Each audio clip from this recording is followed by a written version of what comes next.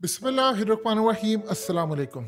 इंशाल्लाह अनकरीब वो वक्त आने वाला है कि जब अरशद शरीफ की वालदा को इंसाफ मिलेगा। इस दुनिया से सब ने जाना है, लेकिन वो इंसाफ देख कर जाएंगी और उनकी जो अहलिया है, जो बेवा है, उनको भी इंसाफ मिलेगा। क्योंकि अब सुप्रीम कोर्ट के चीफ जस्टिस ने जो सबसे बड़ा काम किया है, ये पाकिस्तान की तारीख में पहली मर्तबा ऐसा हुआ है कि एक चीफ जस्टिस खड़ा हो गया है और ताकतवर लोगों के खिलाफ उसने कमर बांध ली है और सही मायनों में पाकिस्तानी कौम का एतमाद बहाल करने की तैयारी है। सुप्रीम कोर्ट की जानिब से जो अरशद शरीफ केस की समाअत थी, उसका जो जितनी भी समाअत थी, उसका एक तफसीली जो डॉक्यूमेंट्स है वो रिलीज किए गए हैं।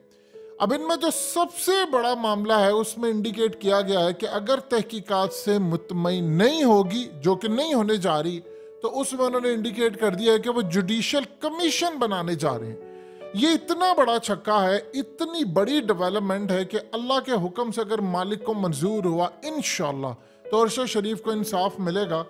उस शख्स की वजह से आज पाकिस्तान के अंदर ये जो आपका सारे के सारे काम हो रहे हैं, इनमें बहुत बड़ा हाथ उस बेचारे की शहादत का है। अब ये होने क्या जा रहा है, इसको आप जरा अच्छी तरह समझिए। जुडिशल कमीशन का क्या मतलब है? आप सबसे पहले एक बात बताइए, मीडिया पर इस बारे में कोई अपडेट है? शर्म से डूब नहीं मरना चाहिए मीडिया को, और आपको यहां से भी अंदाजा हो जाना चाहिए कि मीडिया किसके कंट्रोल में। ये जुडिशल कमीशन का मतलब ये है कि सुप्रीम कोर्ट एक जुडिशल कमीशन बनाती है। हो सकता है उसमें 2 हाजिर सर्विस जज हो जाएं, 3 हो जाएं, ब्यूरोक्रेट हों और इंटेलिजेंस इदारों के लोग हों, हो सकता है सिविलियन एजेंसी के लोग हों, रिटायर्ड कुछ जज हो सकते हैं, या कोई काबिल पुराना, खास तौर पे शोएब सिडल या कोई इस तरह के कोई लोग हो सकते हैं जो इन्वेस्टिगेटिव मामलात की महारत रखते हो, उनमें बड़े काबिल हों।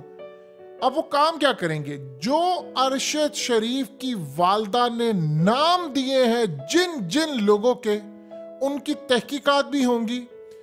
एक एक बंदे का मोबाइल चेक किया जाएगा, कॉल ट्रेस की जाएगी, मामलात होंगे। ये कमीशन इतना पावरफुल होगा, इतना पावरफुल होगा कि बड़े से बड़े ताकतवर तरीन लोगों का ये डाटा चेक कर सकेगा, उनकी डिटेल्स देख सकेगा। सब कुछ करके ये पता चलाएंगे कि असल में सबसे पहली वजह क्या हुई कि अरशद शरीफ पाकिस्तान से कैसे गए। ये वो सच सामने लेकर आएंगे कि आपकी आंखें फटी की फटी रह जाएंगी और फाइनली आपको पता चल जाएगा कि अरशद शरीफ को किस तरह शहीद किया गया। उसमें शुरुआत यहाँ से होगी कि अरशद शरीफ ने पाकिस्तान कैसे छोड़ा, किन लोगों ने उनके घर पर आकर धमकियां दी थी, उनकी वालदा ने किन लोगों के नाम लिखवाए थे जिनका मीडिया पर जिक्र तो छोड़िए, उनको कोई बात भी नहीं कर सकता।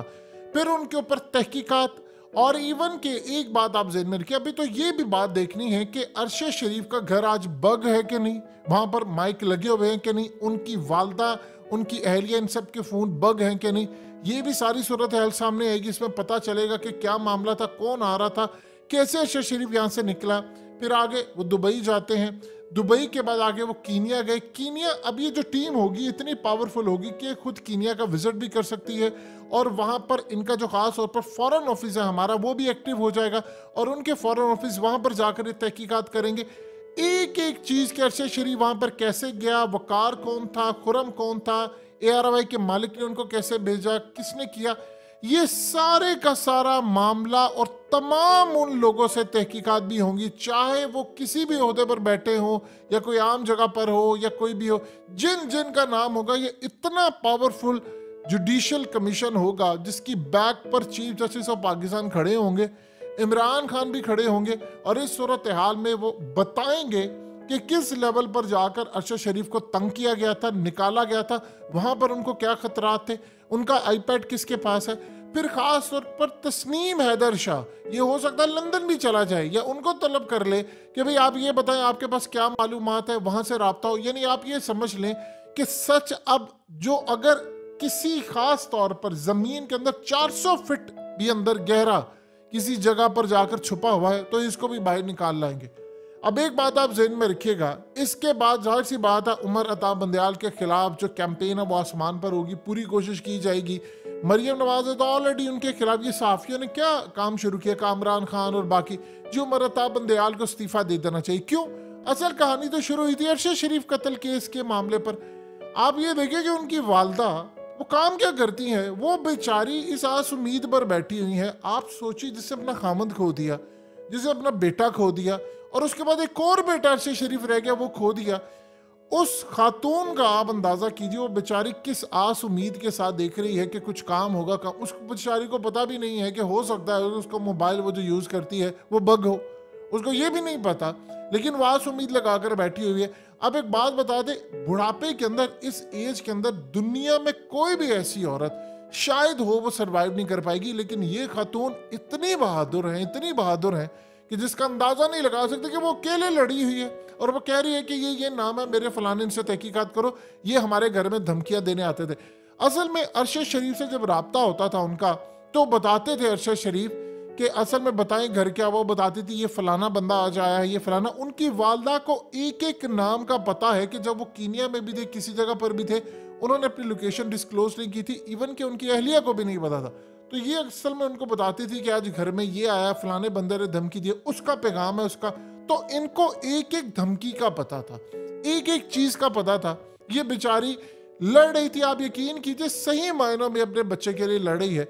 अब इस सूरत हाल में और वो क्या खातून कर सकती है। देखिए, जहां तक बात है अरशद शरीफ की, आप यकीन कीजिए कि इस दुनिया के अंदर उसको इंसाफ इंशाल्लाह मिल जाएगा, अल्लाह से दुआ है। वो इस जहां से रुखसत होकर चला गया। अल्लाह पाक कुरान मजीद में क्या फरमाते हैं, वो कहते हैं कि जो शहीद है, आपने उसको मुर्दा नहीं कहना, मेरे पास है और रिस्क खा रहा है। अब रिस्क कैसे होता है? अब अगर अरशद शरीफ इस जहान से चला गया है, तो अगर हम कुरान मजीद के इन अहकामात को देखें तो वो किसी और दुनिया के अंदर जिंदगी अपनी जी रहा है, और जी रहा है। ये रिस्क पाना क्या होता है? रिस्क की डेफिनेशन भी डिफरेंट है कि आपकी बॉडी आपको दोबारा अता की जाती है, आप दुनिया के मामलात को देख रहे होते हैं, आपकी ज़िंदगी चली। हमारा आज से कुछ पता नहीं कि यहाँ से हम ट्रैवल करके किस प्लैनेट पर चले गए, वहाँ पर हमारी रोज़मर्रा रूटीन क्या है कि वहाँ पर इंसान जिंदा होता है, उसको रिस्क मिल रहा है। तो अल्लाह पाक ने फरमाया कि वो मुर्दा नहीं है, वो रिस्क पा रहे हैं। तो लिहाजा इस सूरत हाल में अरशद शरीफ इस वक्त हमें लग रहा है हमारी आंखों से ओझल है।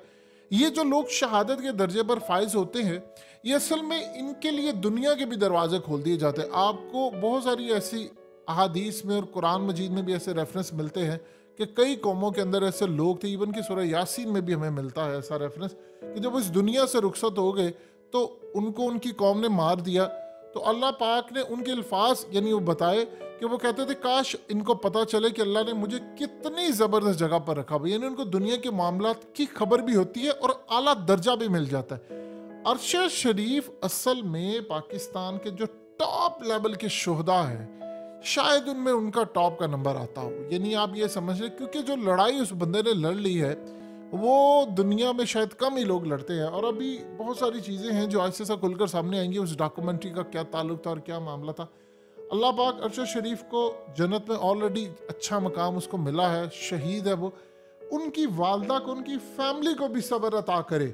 वो सांस उम्मीद के साथ बैठे हुए हैं कि हमें इंसाफ मिले, क्योंकि वो उनकी वालदा और सारे बच्चे ये चाहते हैं कि हमारा फैमिली मेंबर गया है, किसी और का ना जाए।